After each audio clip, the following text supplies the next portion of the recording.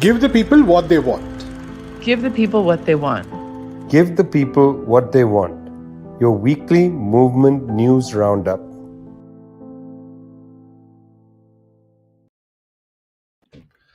Well, it's March 4th, 2022. You're with Give the People What They Want from People's Dispatch. That's Prasanth and Zoe. Great to be with you again. I'm Vijay from Globetrotter, coming to you every week, movement-driven news roundup, we call it.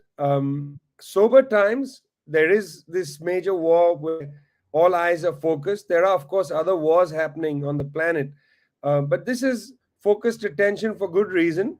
Two major nuclear powers, the United States and Russia, locked in a conflict, an armed conflict taking place in Ukraine.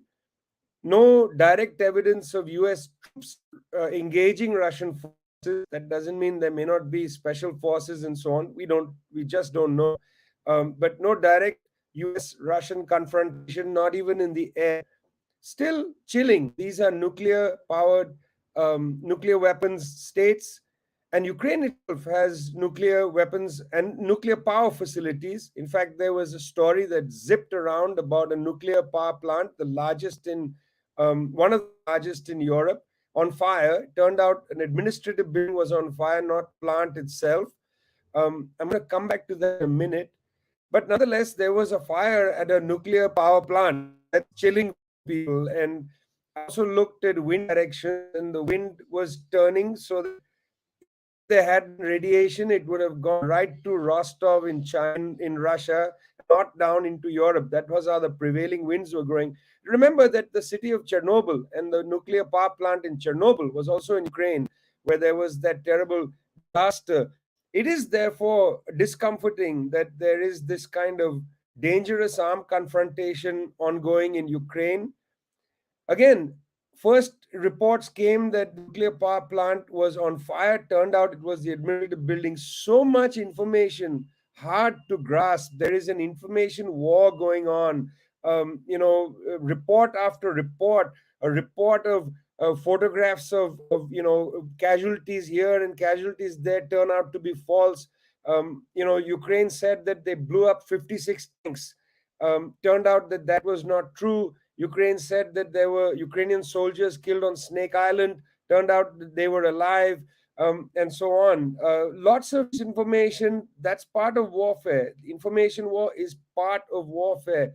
Makes it difficult to sort through what's going on. Even the casualty figures are hard to really ascertain. Ukraine has got a very large number. They put out a number saying several thousand Russian soldiers killed. United Nations trying to be quite sober. 200 odd civilians killed. By the 1st March, that's still 3 days ago, so the number's higher. UN tries to check to see if they can verify the civilian deaths. It takes time to do these things. Nonetheless, there are people dying. It's ugly. This war is ugly. What has been happening is that the Russian forces have gone north from Crimea and have come south from Belarus and also moved from the Russian border into Donetsk and Luhansk. So the Russian forces are going in three directions: up from Crimea, down from Belarus, and then coming across the border from the Rostov area in Russia. Looks to me, and I don't claim to be one of those ex-NATO generals standing at CNN's board explaining military dynamics, but it's a pretty straightforward thing that seems to be happening. Looks to me that the Russian forces, yes, they are engaging from Belarus. That doesn't seem to be the main focus. The principal focus of attention appears to be the Russian desire to create a corridor, a land corridor that links Crimea to Luhansk, Donetsk, and of course to Russia. There's heavy fighting going on in Mariupol. There's heavy fighting going on in Melitopol. These are towns that are on that land bridge, I suppose, that the Russians are eager to build. Zaporizhzhia, sorry, it's hard to say some of these names. Zaporizhzhia, the nuclear plant I talked about before, is in fact along that corridor and now appears to be in Russian control. One of the reasons it seems the Russians are trying to build this land corridor, it's not only to link Crimea, which they seized in 2014, but also because Crimea has faced a serious water shortage.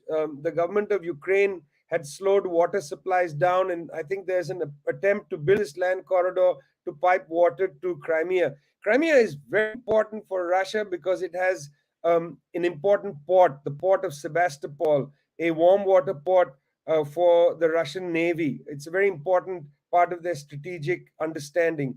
Looks like once they build bridge, perhaps, I hope, speaking out of turn, I hope there'll be greater negotiations.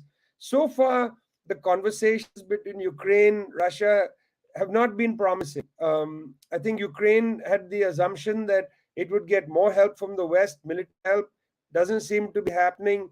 The West is actually in a kind of peculiar position of making very strong statements, but not able to really act on them in terms of its own military power, unwilling, I suppose, to pull that trigger of a nuclear confrontation. Mr. Putin, early into the conflict, said, well, let's put our nuclear weapons on high alert. That's a very chilling statement coming from the Russians.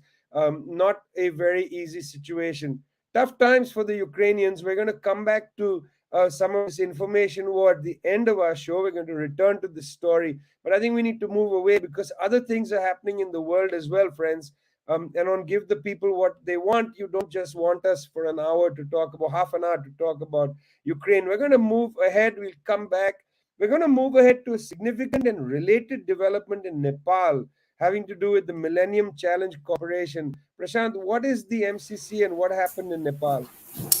Right, Vijay, like you said, this is in some senses, although it's fairly far from Ukraine, this is in some senses a story which resonates on some of the issues we've been talking about in connection with Ukraine over the past few weeks and months as well. And this is because the fact that although this is a commercial deal, the Millenium Challenge Corporation is basically, it's created by the US Congress. It's a foreign aid agency which strikes deals and makes agreements with various countries providing various kinds of aid. And I think so far some 37 deals have been signed with nearly 30 countries, 29 countries, I think, providing various kinds of infrastructural help. Now, the Nepalese government has been for quite some time in conversation, in discussions with the MCC, that's the Millenium Challenge Corporation, on getting some aid from the US. And these discussions have been, I think the first deal was basically signed in 2017. And for a very long time, the left in Nepal has actually, taken a very principled opposition to this issue. Key sections of the left have pointed out that this actually affects the country's sovereignty, that it is not very clear what is going to, what are going to be the conditionalities of this deal. And what we saw was the situation escalating in February when the Nepalese government finally passed or ratified this deal. This happened towards the end of February. In the days preceding that, there were huge protests taking place across Nepal. I think the numbers were around 10,000 people took place in various rallies, and this is from all sections of society. We had students taking part, we had farmers taking part, we had women's organizations taking part, key political organizations, the Nepalese left, all coming together to sort of to oppose and make their objections very clear to this deal. And some of the key issues were the fact, for instance, that it was not clear about what the tax collected from the land would be used for. As of now, this specific deal has to do mainly on two fronts. One is related, I believe, to electrification, and one is related to agriculture as well. So when it comes to these two aspects, that has been the general, focus of this deal. But for, I think, the left in Nepal, the key question is that how do you sort of analyze this deal in the context of what the United States has been doing over the past many years in the region as a whole. So we do know that the United States has the Indo-Pacific strategy, which is sought to encircle China. It has, recruited India for this cause. It has recruited Australia, an old ally, of course, Japan, South Korea. They did sign the AUKUS platform recently, which had Australia, the United Kingdom, and the US. And it is in this context that the left in Nepal, is worried whether Nepal is being used as some kind of a staging point to continue this sort of encirclement, to continue this sort of strategy towards China. And what the left in Nepal has been saying is that Nepal as a sovereign, independent country must have the right to engage with both its very powerful and important neighbor China, as well as if necessary the United States, but as an independent sovereign entity. And their concern really is that what the MCC does is that it provides one of those hooks which the United States and global financial agencies have used so effectively in the past to basically make sure that your country's strategic and political interests are aligned towards the United States. And for a country like Nepal, taking such a position is actually very problematic in multiple ways, especially because of its position, and especially because of the larger game that is right now being played in Asia, which is also poised very delicately. Because we do know that there was a United States ship that went close by Taiwan, an unnecessary provocation exactly at the time when this war was breaking out.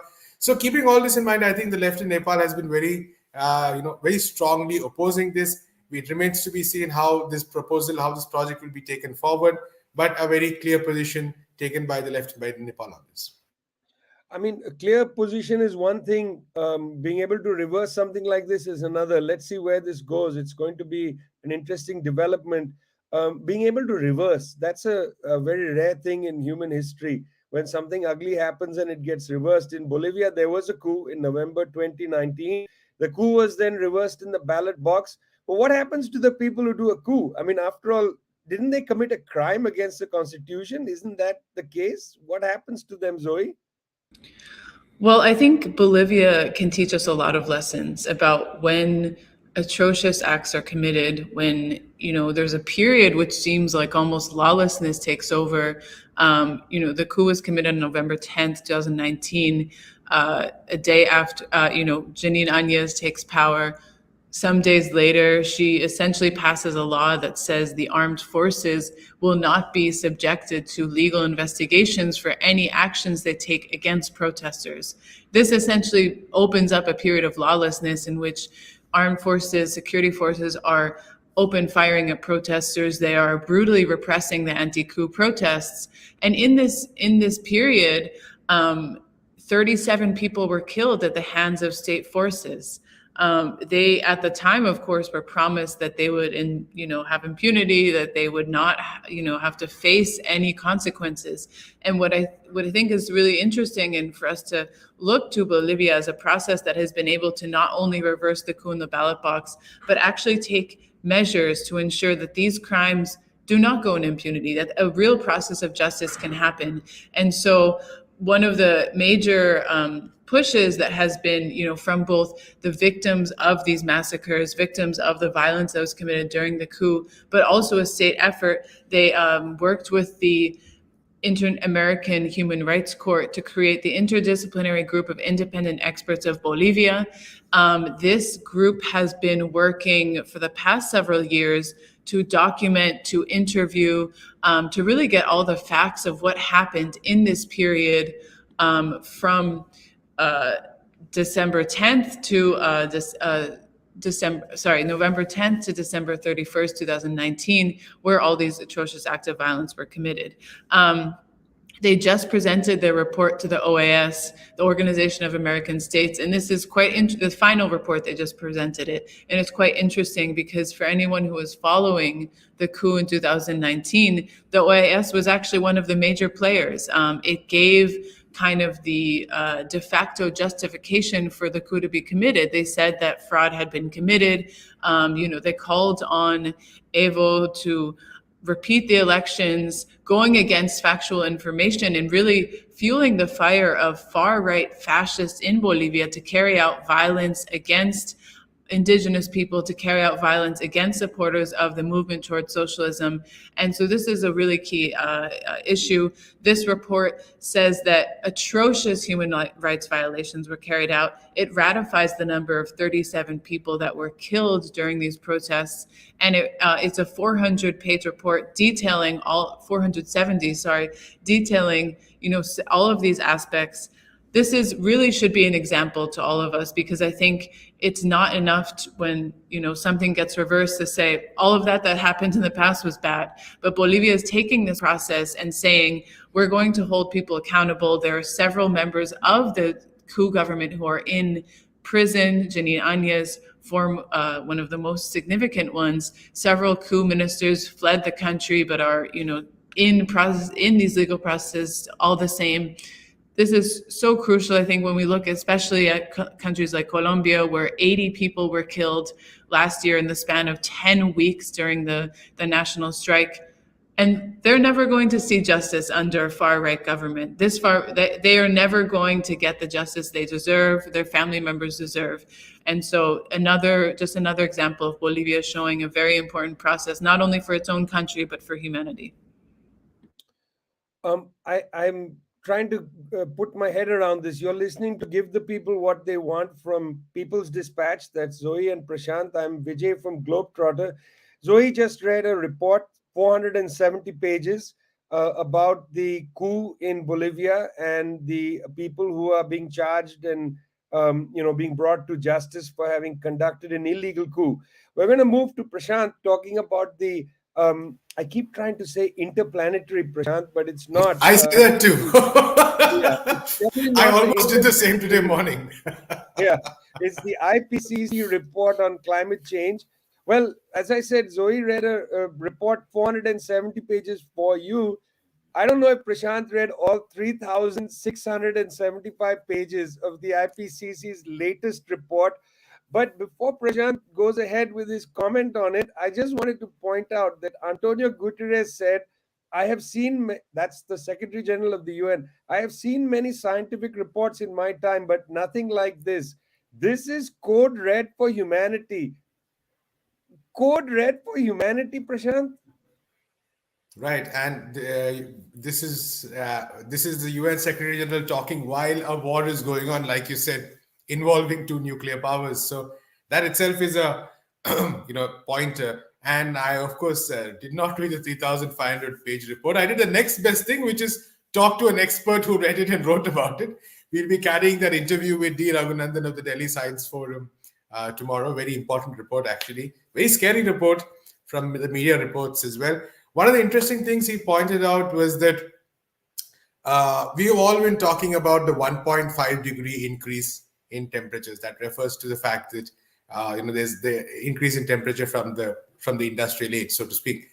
What this report specifically says, and this is one of the working groups of the Intergovernmental Panel on Climate Change, what it specifically says is that once that 1.5 degree threshold is crossed, a lot of the impact is going to be irreversible. We talked about how that coup had been reversed, but this is one of those changes that is probably going to be irreversible, even slightly beyond 1.5 degrees. Now, this is a very important thing because both of you were at Glasgow. You saw some of the discussions. We all saw some of the discussions that took place there. There were a lot of commitments by governments. And at the same time, the very sane critique of that was that these commitments were not enough, especially because the global north was not able to provide the necessary kind of funding. It was not assuming the kind of responsibility it ought to have. And as a result of this 1.5 degree target is pretty much impossible to meet. Now, that's something that these commitments are made clear. But what the science says is that if we go beyond this 1.5 degrees, many of these fronts are going to be irreversible. So this is not just, we're not talking about some vague idea of climate here. We're talking about millions of people. We're talking about people who might have to be evacuated. We're talking about islands that might get destroyed. We're talking about ecosystems that might be in danger. And let's look at another number. A lot of people do believe that there is definitely going to be a 2% increase in global temperatures. And what this report says is that at 2%, 2 degrees Celsius, not 2%, 2 degrees Celsius of warming, we could have about 800 million and 3 billion, anywhere between that number of people facing acute water scarcity. Now, say 3 billion, which is the other end, is a massive, close to almost one half of the population. It says that nearly 1.4 million children in Africa could face severe malnutrition because of if it's a 2 degree increase.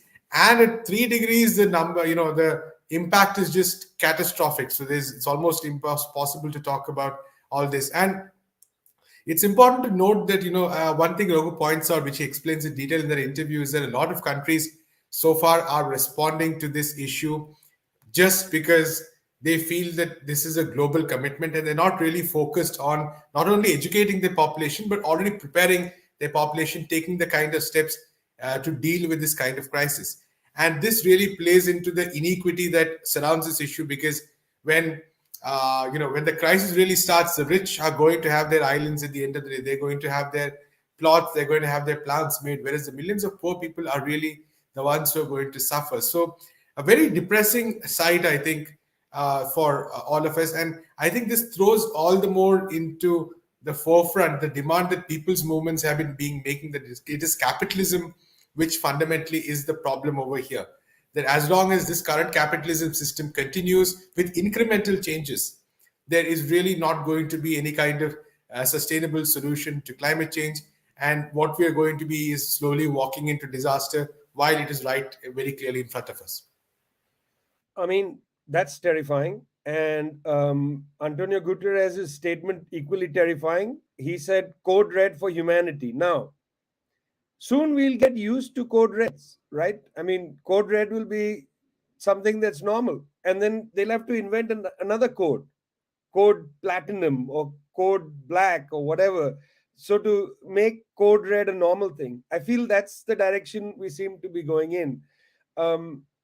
It's very chilling, it's sobering, and looks like nobody is going to pay attention much to this report, especially given, as you said, the conflict in Ukraine. The conflict in Ukraine, where are you getting your stories from? I think that's a question to ask of ourselves. How do we learn what's happening in Ukraine? Well, you have a half a dozen places you could turn to. Seems like several of them no longer will be operating. Zoe, there's an interesting way in which we used to always say in war, the first casualty is truth. Looks like the casualty is fatal. What do you think? I couldn't agree more, Vijay. I think it's a worrying developments on all fronts. Of course, as you mentioned, over 8 days now into this war, devastating casualties. But again, truth is one of the first casualties, and several media outlets which have been reporting on what's happening, trying to give a perspective. Maybe it's not my perspective, maybe it's not your perspective, but a perspective on what's been happening, have been essentially shuttered. So the EU commissioner essentially announced that RT, Russia Today, which is a media outlet that has funds from the Russian government, as well as Sputnik, would be off air. So in over 20 European countries, you cannot access Russia Today, you cannot access Sputnik. Apple Music, Spotify, the past week just began to, without any notice, remove the podcasts of journalists who work with these outlets. So, for example, I know you and me, Vijay, have been on By Any Means Necessary, a show hosted by Sean Blackman and Jackie Lukman, which is a Radio Sputnik show based in DC. They were removed from Apple Music, they were removed from Spotify, they were removed from Spreaker. And what is the justification of this? I think, if we were to ask another question, what happened when the US invaded Afghanistan? Was CNN taken off air across the world? No. And I think we wouldn't even demand that, because it's so necessary to get these perspectives. You can't understand what's happening. I think media tells us a lot about what the people in that context are thinking. I certainly learn a lot by reading Financial Times, by reading CNN, by watching programs which I know are, stenographers of the US State Department. And I think we should all have the right to access this information. These journalists should have the right to have their jobs. I mean, many of these journalists who maybe are even freelance writers with RT or with Sputnik are getting slapped with Twitter labels saying that they're, funded by the Russian government. This is unspeakable. And it's important that we stop and say this is not okay, because so many things get swept under the rug when we're in this moment of fury, of trying to make sense of what's happening. These little changes, which we maybe see as little, are actually really threatening democratic principles, rights that we hold dear in the UN Charter, and that this could have detrimental impacts for the future. What will happen after this conflict hopefully comes to a peaceful resolution in the coming days? Will all of these media outlets still be banned? Will these journalists get their jobs back? The editor of Sputnik in Berlin was receiving death threats. We can't condone this. This is part of the war. This is an offshoot of the war. This is not okay. And I think, especially as journalists, we have to stand up in defense of press freedom. We have to stand up in defense of the right to have information, whatever that information may be. And we can't allow people with a certain agenda to determine what that information should be.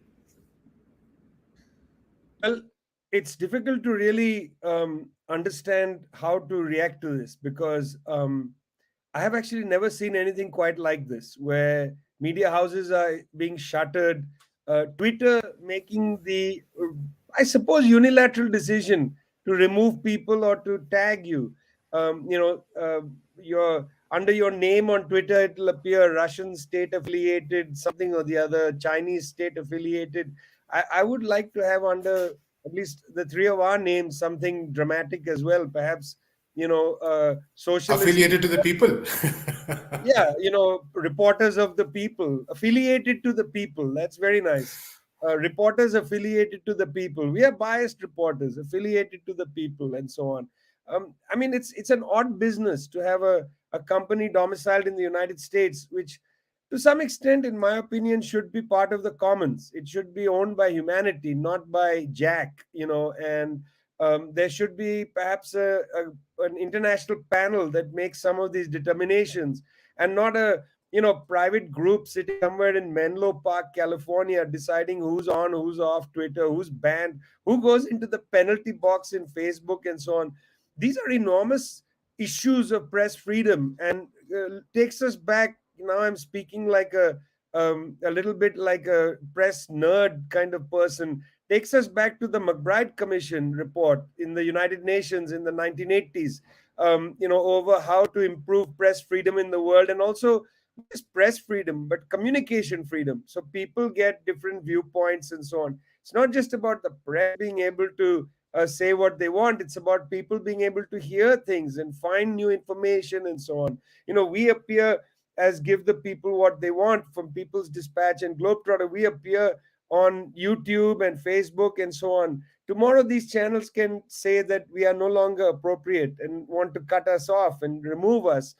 I suppose then we'd go onto Telegram or TikTok, or I don't know what else is there. We'll have to do a study and find platforms. But none of that is really a solution to this. The question is that these private sector companies have begun to crowd out opinions that they don't like, or that somebody in Washington doesn't like. That's an issue of some concern. But it's coming alongside an intense Russia phobia, intense Russia phobia, a hatred of Russian people. I recall this around the time of the breakup of Yugoslavia. And I wanted to make this point in the last few minutes that we have.